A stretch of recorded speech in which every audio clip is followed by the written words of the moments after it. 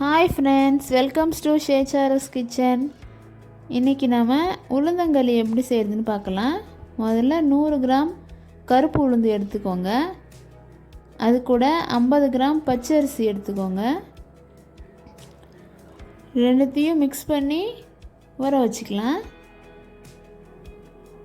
அது கூட ஒரு அரை ஸ்பூன் வெந்தயம் சேர்த்துக்கோங்க.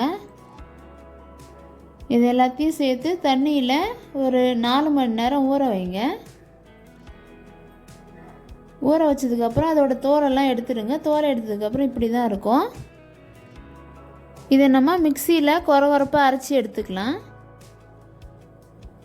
இது உடம்புக்கு ரொம்பவே நல்லது. இடுப்பு எலும்பெல்லாம் நல்லா ஸ்ட்ராங்காகும். வயசுக்கு வந்ததுக்கப்புறம் இந்த மாதிரி தான் செஞ்சு கொடுப்பாங்க, இடுப்பு எலும்பு வலுவாகிறதுக்காக. இப்போ அரைச்சி எடுத்துக்கிட்டோம். இதில் நம்ம இன்னும் கொஞ்சம் தண்ணி சேர்த்து தண்ணியாக கிண்டிக்கலாம். அப்போ தான் களி கிண்டும் போது அடி பிடிக்காது.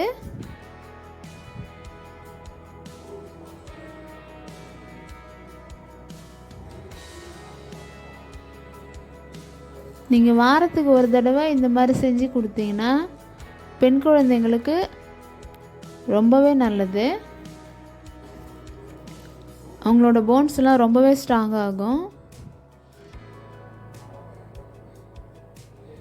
அப்புறம் நான் அது கூட 150 கிராம் பனை வெல்லம் எடுத்துருக்கிறேன்.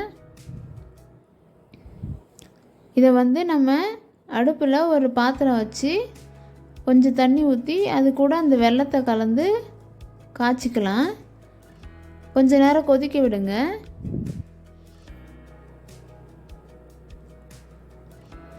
இப்போ கொதிச்சதுக்கப்புறம் நம்ம அரைச்சி வச்சுருக்கிற அந்த உளுந்து பேஸ்ட்டை தண்ணி கலந்து வச்சுருக்கோம் இல்லையா, அதை சேர்த்துக்கோங்க. அதை சேர்த்து நல்லா சிம்மில் வச்சு கிளறிக்கிட்டே இருங்க.